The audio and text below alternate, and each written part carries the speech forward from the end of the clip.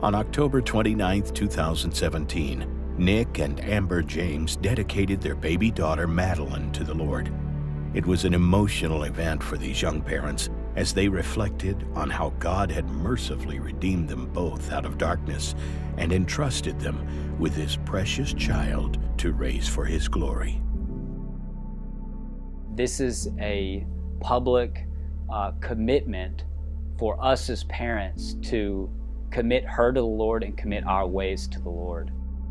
Growing up for me was a little bit different than Nicholas's upbringing. I grew up in a family of non-believers. Going to church was never on our agenda of things to do, ever. It was just kind of live by what we think is right.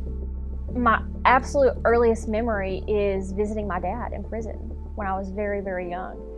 And so there's that, and then also alcohol and drugs have also really had just a grip on many people in my family.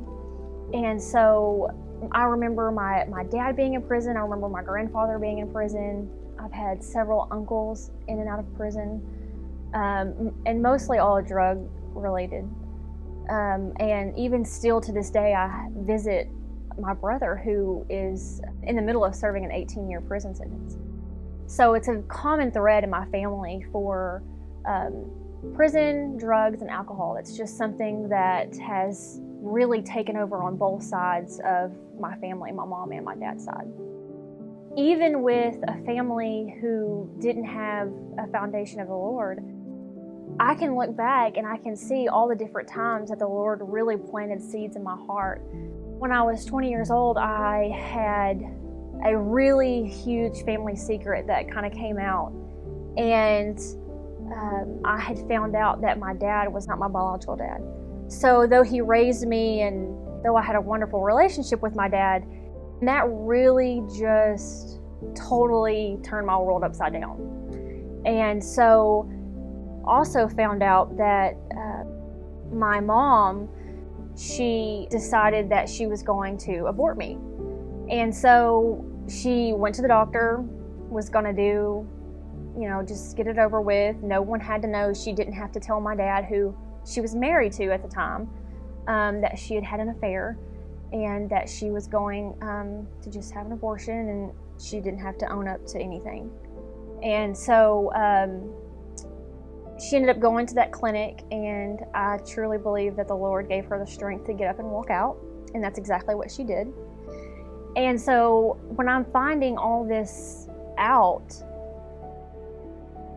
as terrible as it sounds, I really feel like that was such a pivotal moment in my life to where the Lord said, you are not your family.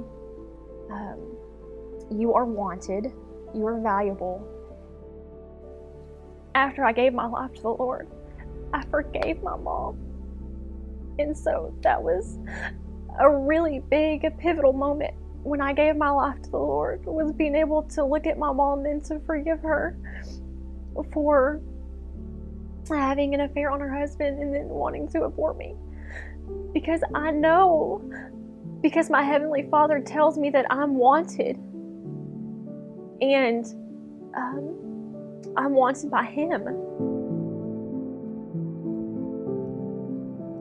So regardless of what was going on, the Lord used that situation to really work on me and to show me my absolute need for Him and my absolute need to raise my family in a godly home.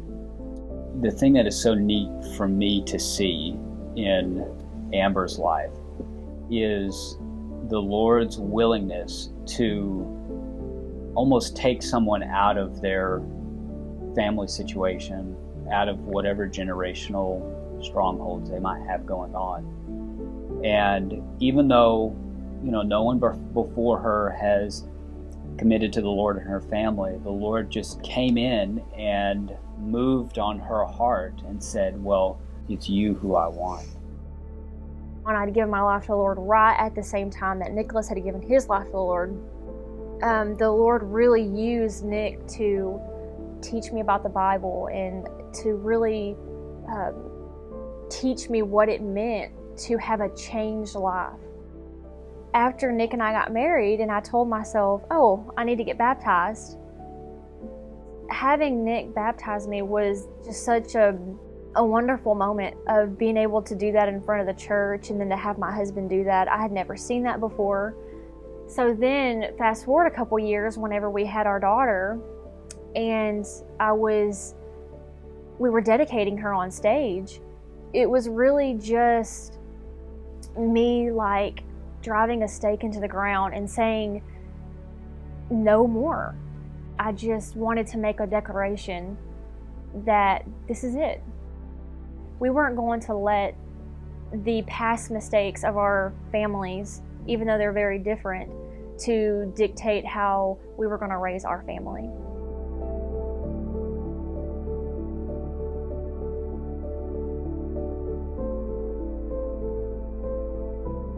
I really have a wonderful relationship with my mom and my dad. I do. They may not be believers, but I love them very much. And I just pray every day that they'll come to know the Lord. I'm just thankful that the Lord forgives us. Even when we don't deserve to be forgiven, He forgives us because He's good and faithful.